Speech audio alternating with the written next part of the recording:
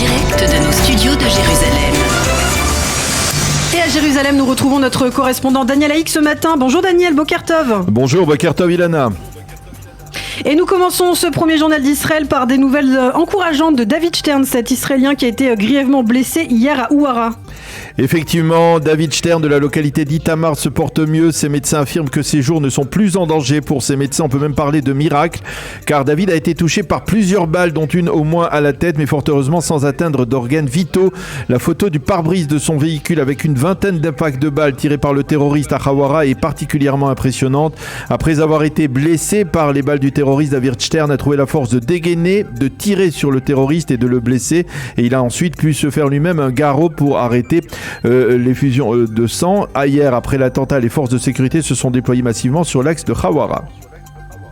Et puis on revient à la réforme judiciaire, bien sûr, ce matin, avec un développement majeur qui est intervenu durant la nuit. En effet, durant la réunion des dirigeants de la coalition gouvernementale, Simcha Rothman, le président de la commission parlementaire des lois, a présenté un compromis unilatéral autour de la principale clause de la réforme judiciaire, celle de la commission de nomination des juges. Sans rentrer dans les détails, le gouvernement actuel pourra nommer 2 juges conservateurs de son choix à la Cour suprême après le départ à la retraite en octobre prochain d'Esther Hayout, la présidente de la Chambre, et de la juge baronne. Mais ensuite, toute nomination supplémentaire devra obtenir l'aval du président de la Cour suprême. La proposition ne se rapporte pas aux juges des plus basses instances de la justice et elle ne mentionne aucun changement concernant la désignation des futurs présidents de la Cour suprême. Yariv Levin, le ministre de la Justice, a dû faire l'objet de très vives pressions avant de se plier à ce compromis.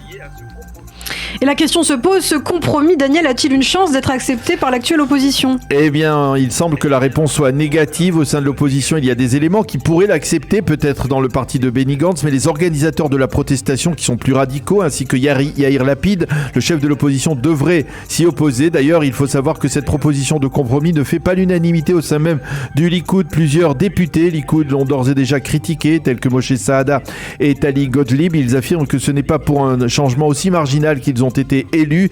Il n'est pas certain que ces députés votent en faveur de ce compromis en seconde et troisième lecture. Ce qui est probable, c'est que cette proposition de compromis soit votée en seconde et troisième lecture avant la fin de la session d'hiver de la Knesset mercredi prochain. Et ce sera d'un commun accord entre Yariv Levin et Binyamin Netanyahou, la seule clause de la réforme judiciaire qui sera validée avant Pessah. On espère au sein de la coalition que ce compromis, même s'il n'est pas accepté, calmera les ardeurs de l'opposition. Et l'on affirme que dans la coalition qu'il sera impossible à l'opposition de parler désormais de risque de dictature.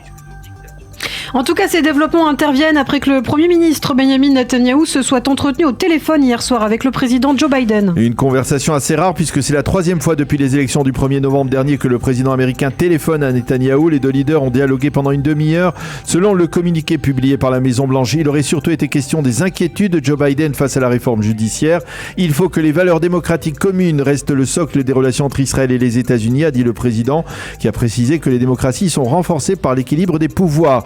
Le président a même proposé son aide pour tenter de trouver une solution consensuelle à la crise actuelle.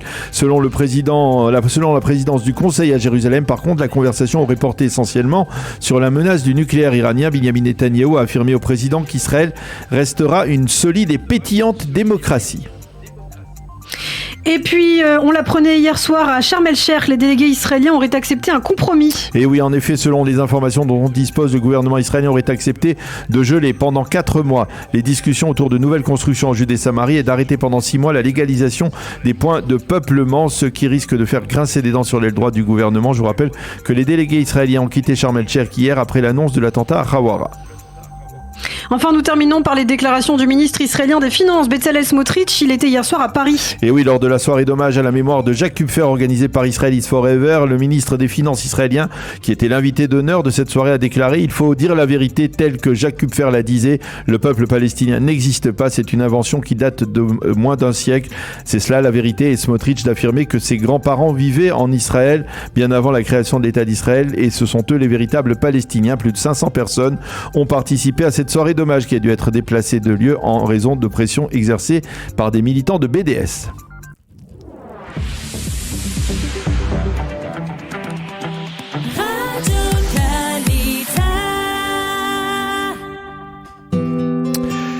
La météo pour terminer, ceux qui sont sortis l'ont remarqué, le temps est extrêmement pluvieux et beaucoup plus froid que pour la moyenne en cette période, en ce milieu du mois de mars, qui marque le début de facto du printemps, puisque nous y sommes presque aujourd'hui.